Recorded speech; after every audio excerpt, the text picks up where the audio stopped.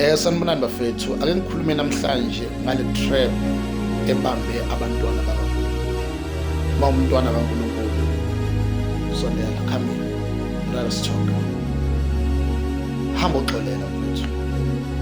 Ngicela ukuthi lento yokukholwa uyimele ngokweqiniso.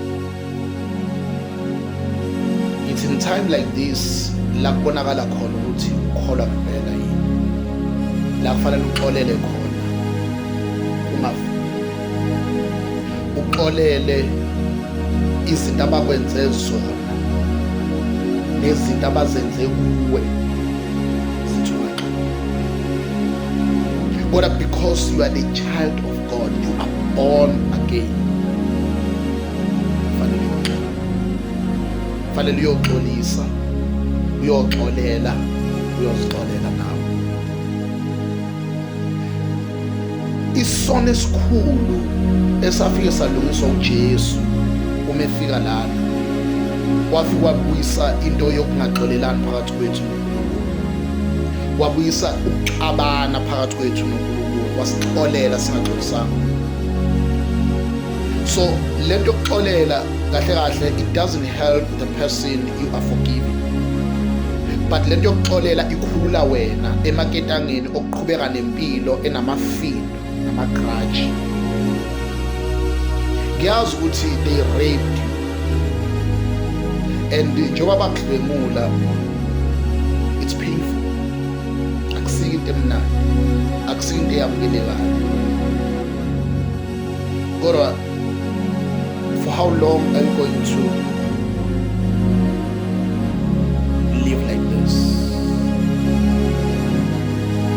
For how long are you going to live like this? You are bringing more pain to yourself. You understand? But I'm telling you, dedele manje. uNkulunkulu deal with the person. Sometimes ungaxoleli kona okwenza ukuthi uNkulunkulu angadili nezimo zakho because uzibambile. Ngiyazi babulala abafowenu, babulala odadewenu. Ngiyazi ukuthi babulala. They've done the worst things. Ngiyazi ukuthi mina badlela umfazi wangabaxolela, naye umfazi loyo wangaxolela. Forgive that wife of yours. Forgive that killer. You are putting a stop in God's intervention. God wants to intervene, and you are putting a stop by holding the grudge. Especially when you are a child of God. When you are a child of God, this is for you. Mawumntwana kaNkulunkulu, lolu daba lolu lungahamba, yakho le ndaba. Xolela mfethu.